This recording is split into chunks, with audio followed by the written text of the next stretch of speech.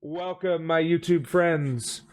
We got a little bit of a smaller YouTuber here today, Harman Smith, just about 350 subscribers, still about 20 times as many as I do. The Last of Us Part 2, Male Feminists Are the Real Misogynists. So, Mr. Smith, please explain to us how male feminists are the real misogynists. Take it away. This controversy has kind of exposed to the public a major problem I've been observing from Naughty Dog since how long has the DLC been out? 2014 or so? I don't know when the DLC came out, but ever since the DLC came out for The Last of Us, I began to be aware of the push at Naughty Dog to make things more social justice-y, more progressive, more paused, and Oh my god, more social justice-y. I keep hearing this. Does anyone know what these anti-SJWs mean by pause?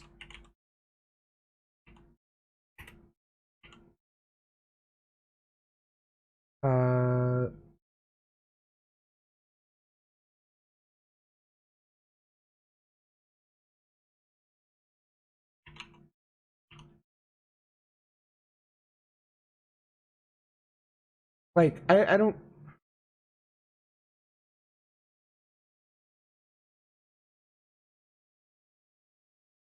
I don't get... I don't understand what this pause is. I've heard a couple of these anti-SJWs use it, but no one explains what it is. Pause as in positive? IDK, that just a guess. I don't know. I'll figure it out. that has finally leaked into the core of one of their video games, that being The Last of Us Part 2. Now, this is a really interesting situation for a lot of reasons, not just because it showcases how progressivism could make an already terrible video game franchise even worse and even more uninspired and nonsensical, but it really, one of the weird fringe things about this, one of the things I've noticed about this that I don't think everyone has really caught on to yet, is that male feminists are sexist against women. It's really bizarre how this keeps coming up. And I honestly don't understand this phenomenon because, spoiler alert, I'm not, or I don't surround myself with male feminists, but the more and more I see these people, the way they act, the way they react to things, the way they justify their behavior, like the more I begin to Piece of shit. Could be. Imagine giving a shit about what a dude who can't be arsed to comb his hair before getting on video thinks about anything. That's why I don't have a webcam, actually, because I can't afford one. I actually toyed around with setting up my phone to do it, but I'd have to leave my phone on with the flashlight on for the entire time I'm streaming, and I don't think I don't think that would be good. It worked okay, but I just don't think it'd be good.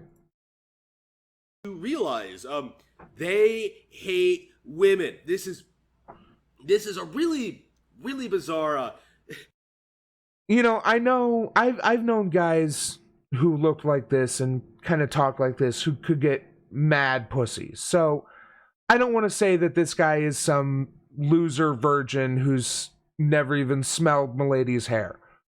But like, I still get the feeling that he's the one who hates women. And I don't really get this Naughty Dog is pushing an agenda because, so as I understand it, the Last of Us 2 controversy is that there is a woman in one of the trailers or one of the leaked clips who is somewhat masculine. I've seen some screenshots, but Sony has been super shitty about taking down videos that use those clips and videos. So I'm not going to go search for them, but I have seen them. They're easy to find if you go looking. And yes, by most metrics, in this day and age, she would look somewhat masculine. She's muscular. She's a little bit thicker set because she's been surviving for years. Who knows how long? I mean, the apocalypse has been ongoing for 20 plus years by The Last of Us 2, 25 years or so. So if that's the case, that she's been surviving for some amount of time, you wouldn't exactly expect her to look like fucking Blair White, would you? Like, no, she looks like someone who's been surviving. But this has caused a lot of controversy because it's caused people to say, hey, is she trans? And thus the pushing an agenda thing. It seems almost contradictory, right? It seems almost contradictory. Like, how can a male feminist, someone who presents themselves as being for women's rights, be so dead set against them? Like, someone who is so intent on like pushing women forward in video games be such a misogynist? Well, a lot of... Please do explain how they can be misogynists with examples, please. A lot of people, I've noticed, I've been watching Naughty Dog closely in the past couple of years, and there has been a major departure from the studio that has that raised a lot of eyebrows quite a while back. Amy Hennig, the writer behind the Uncharted games, left the company. Driven out, if the interviews she's given since then are any indication. Like, she has confirmed that in her draft of Uncharted 4, her version of Uncharted 4, like, controversial characters like Nadine did not exist, right? That's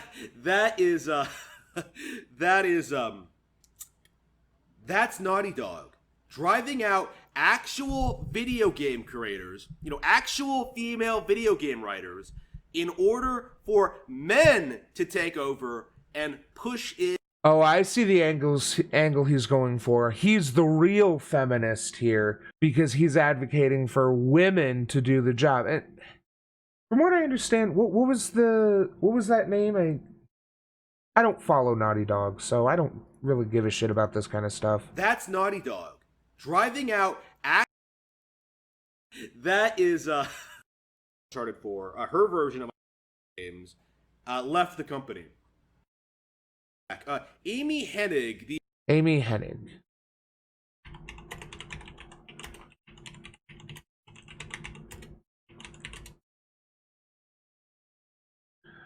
Okay, so here's a Verge article. Verge is usually pretty good. Writer and creative director behind the best-selling Uncharted video game series is left developer Naughty Dog. The news was first reported by IGN, which claims that Hennig was forced out of the Sony-owned studio by her counterparts Neil Druckmann and Bruce Straley, both of whom worked on The Last of Us. Hennig was writing and spearheading development on the upcoming Uncharted title for PS4, and this is back in 2014. So, now I realize that video games these days take a number of years to make. But this means that she had no input on The Last of Us 2. Like, her input would have been whatever input she had on Last of Us 1. Video game world, her work on Uncharted was widely praised, and the series gaining as much attention for its sharp writing and characters as its pulp adventure-style action. Okay, in 2012... Okay. So... Okay.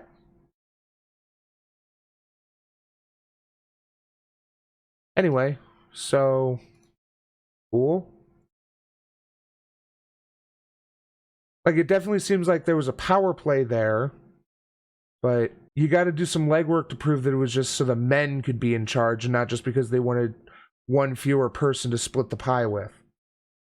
The writer behind the Uncharted games left the company. Driven out, if the scene did not exist, right? That's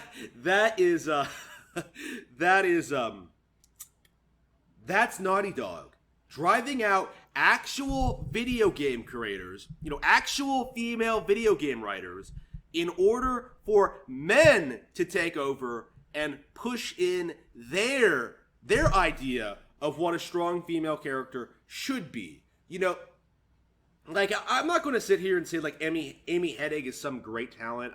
I've been very, very critical of her work, but I don't think there's any disputing the fact that like she knows she's better than Neil. Okay, she's better than whoever wrote this trash fire than The Last of Us Part 2. Like she understands. This is what bothers me. As far as I know, what has been leaked of The Last of Us 2 has been like some gameplay clips and basically a plot synopsis. And as I've said before,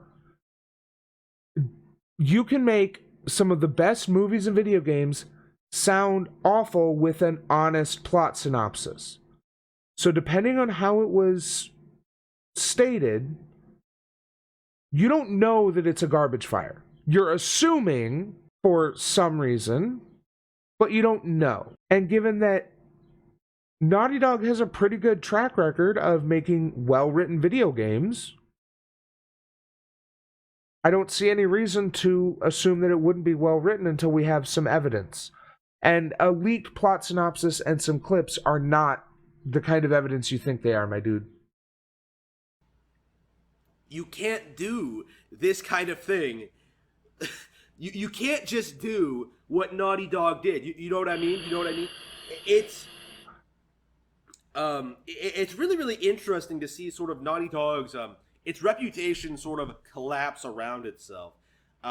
They've seriously promoted themselves as like this very diverse, very progressive company, and yet they've shut out certain people whose ideas don't mesh with their own. You know what I mean? Like Amy Hennig wasn't just pushed out because she was a woman. She was pushed out because she understood that you can't make everything about the gays. You know what I mean? You can't make everything super, you can't. How was she trying to make everything about the gays by adding representation to the game? Like, was suddenly Nathan Drake and everyone else in fucking Uncharted gay? Was that her goal? I don't think so. But she adds a gay character who's done well, like Ellie in The Last of Us 1, then that is good representation. See, this is one thing we get into a lot when we talk about representation, is that people are like, well, gays are only like this fraction of the audience, this fraction of the population. Why should we care about whether they're, why are there like 20% of characters are gay when they're only like 3% of the population or whatever? And it's because not everyone is going to play every game. Like, I don't know what characters are gay in Uncharted because I've never played them. If I were a gay person, that would mean all of the representation in Uncharted would be bad. Or not bad, but would be pointless to me because I never played them. But other people will play it and get that. Meanwhile, I play other games and maybe, those characters might be gay and I might identify with them. I mean, I'm not gay. I'm straight. So I don't need to worry about this kind of thing. So, I mean, I don't, except as far as promoting it for others who need it. So by saying, oh, it's making everyone gay, it makes me kind of suspicious of your motives here, my dude. Makes me think that what you like is that there's not gay characters, not that there's too many. Maybe I'm wrong. Push things in the direction that Naughty Dog is currently doing and have good stories. She said as much. There was a very good interview. I might actually read it on stream one of these days, in which she talks about how you can't make a story in this current environment. You can't make a story about men being close to one another without certain people assuming that they must be gay. Like, it's kind of... I mean, I don't disagree with him here. There is a lot of assumption of homosexuality when two guys are friendly with each other in media these days. But I think that's more a product of the AO3ification of media and discourse. Like, everybody talks, it's wild to me, actually, as someone who was involved in fan fiction way back in 2004, 2005, you know, way back when it was still much more underground than it is today. Not like it used to be. Fan fiction used to be have to be spread by like mailing lists and shit. So that's the real underground. But when it was still viewed as this, like, you read fan fiction? Weirdo. God. But, I mean, and there are still certainly some people who think that way today, but it's much less the common reaction to it. But it's so wild to me to be on social media and see people talking about their OTPs or one true pairings, to see people talking about shipping. You know, the fact that the Raylo shippers are such an absurd and kind of toxic force in Star Wars discourse. Like, and maybe it's just that social media has brought more fan discourse out, but you still see a lot of talk about these kind of concepts that I only really saw in relation to fan fiction. And to see that as kind of mainstream normalized discourse is wild to me, and I think is a good thing. So I agree that there's an issue with having friendly male characters in media these days. But that doesn't mean we need fewer friendly male characters. We need artists and developers and producers who are willing to make friendly male characters who are explicitly not gay to reinforce that idea, and a few gay ones too to keep things spicy. It was kind of a fascinating read because, of course, I agree with that. That's something I believe wholeheartedly. Stop fucking with your mic while you're talking, or if you do, then edit it out. Jesus Christ. It was, and it's that's what we're seeing now in like all of these movies, all of these games, books, the books that people don't read. There are lots of pause books out there, but in my experience, nobody fucking reads them. So nobody watches. This, The Last of Us Part 2, is basically the gaming equivalent, I think, of Ghostbusters 2016, in which it's going to be wildly unpopular with the actual core fan base. I expect these leaks will severely... I was just checking to see if maybe there's a comment about pause, but yeah, I think Dodge might have been onto something about positivity or some sort of, LGBT positive content or something like that. Impact sales. It will severely impact its popularity, and it will see... I doubt it. Most of the normies don't care about this kind of thing. They just care about another Naughty Dog or another Last of Us game. Like, Last of Us 2 has been a huge draw, or has been hugely anticipated for years. It's gonna sell like gangbusters if it ever comes out. Like, you and Geeks and Gamers and One Angry Gamer and all these fucking anti-SJW lunatics ranting about how they put a ma'am in the game, or how they're just trying to pander to the LGBTQ audience. I mean, you're just wrong. And it'd be funny to see you melt down as the game breaks sales records. Severely impact Naughty Dog's credibility as a developer. Like, I expect this is going to be the end of the narrative, the carefully constructed narrative. Oh, there it is. This is the end of the line for Naughty Dog. This is going to ruin them. They're just going to be another fucking... I don't know. What's another progressive... EA? I mean, EA used to be like... There's a reason why their name was Electronic Artists. But they decided money was more important. And I think that's the really aggravating thing, is that it seems like someone like Amy Hennig was interested in representation for good stories, whereas Naughty Dog is just worried about representation because it sells more units. And that's where we get into toxic representation, where you get into tokenism. And that is generally bad representation. Even when it's not, like, explicitly bigoted representation. That Naughty Dog is one of the best game developers in the world, because... I mean, they're definitely world-class, but, like, they're well known for their stories, but their mechanics are usually kind of samey. Like, I would not call Naughty Dog one of the best developers in the world. I would say they're a world-class developer. They make, good games. But I guess if we say that they're one of the best developers in the world, like, this is so stupid.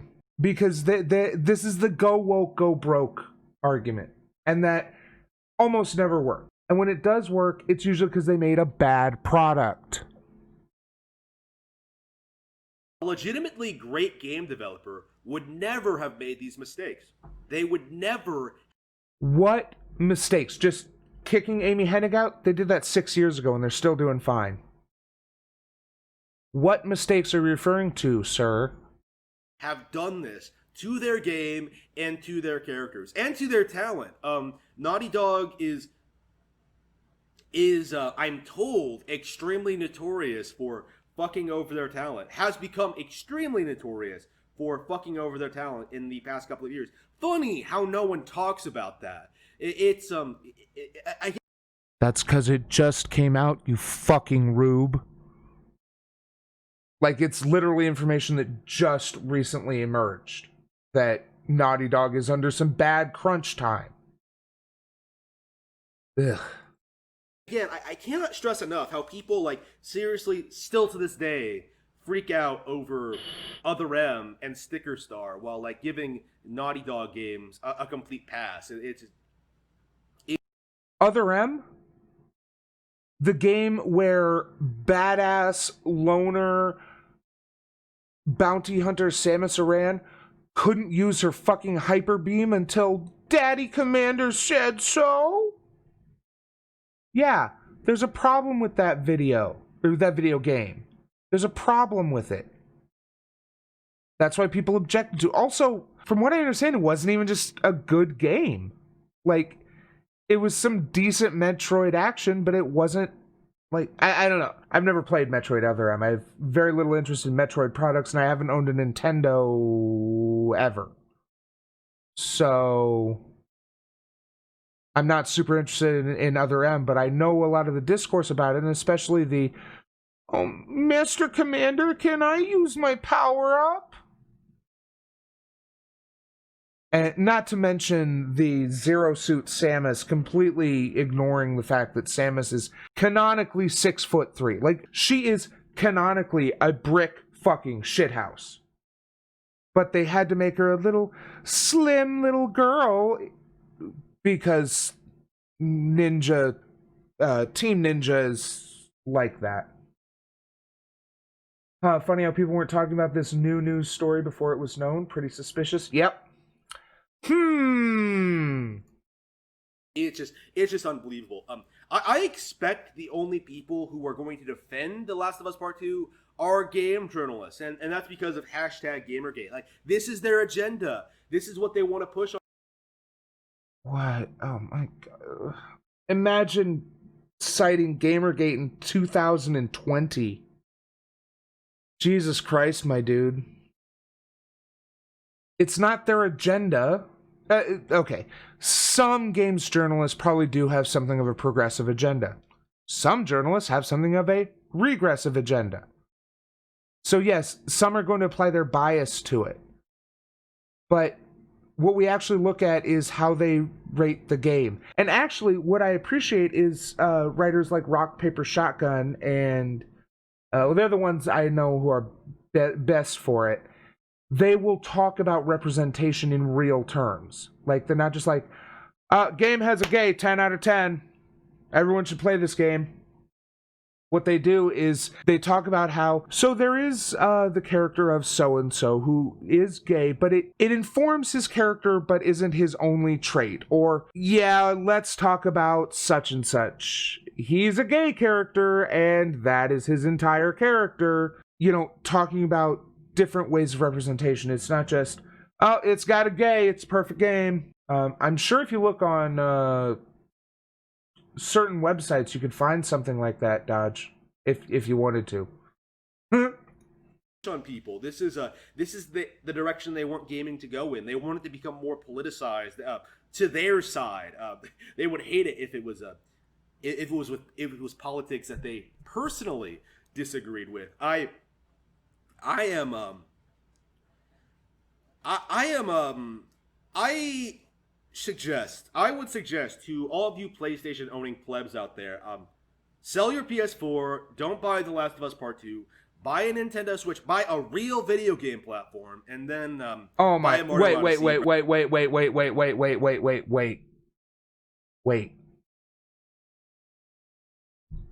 Wait. Did you just call a Nintendo Switch a real video game platform, implying that it is the only video game platform? Because I got some news for you, my dude. Not only is PC better than Switch in that it has more power and can play way more games, but it can even play Switch games. And it won't be long before it'll be able to play PS4 and Xbox games that it can't already play. So, fuck this guy. If he thinks that the Switch is the superior gaming platform, then... and let me be clear here. I want a Switch. I think Switch is a good gaming platform. But if it's one of those, you only get one, PC Master Race, my friends. It's still the best. Let me put it this way. I built this rig in 2012, 2013, something like that. And, yeah. I mean, I've made some upgrades to it. I've had to replace the PSU twice, and I've upgraded the graphics card. I've got an R9 Fury in there I paid a friend $100 for. But, I mean, it's run pretty much everything I've thrown at it. I was playing Doom 2016 last night at like 70 FPS.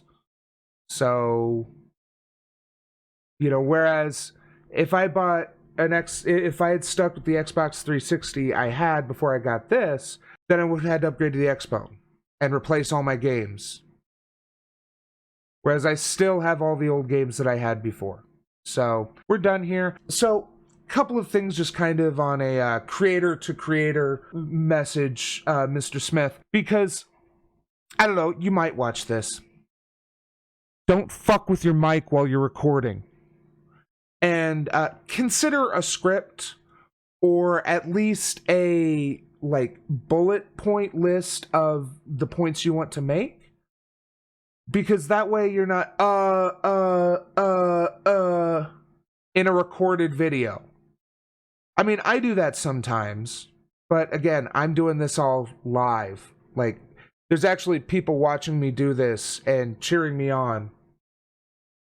Whereas you're just kind of sitting in what I will charitably assume is your basement and talking at the mic.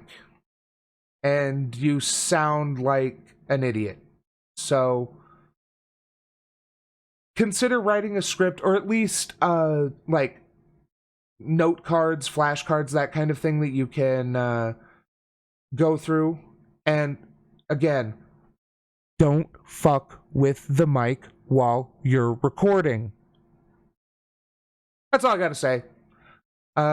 male feminists are not misogynists. Certainly there are some guys who claim feminism as a way to get pussy, but I mean, that doesn't work on feminists, and often doesn't even work on non-feminist women, you know, just the kind of random women. But and this title is also, I'm just noticing, a complete non sequitur, because all he really talked about was how The Last of Us 2 is going woke, so it's going to go broke because they forced out their female writer? I don't know. Like, I try to make my titles have some sort of relation to the content so that it's not just a complete bait and switch, but hey, you do you. Hey, thanks for watching. Hope you enjoyed the show. Remember to like, share, and leave a comment because it helps me. Subscribe and ring that bell to help you. Thanks, and we'll see you next time.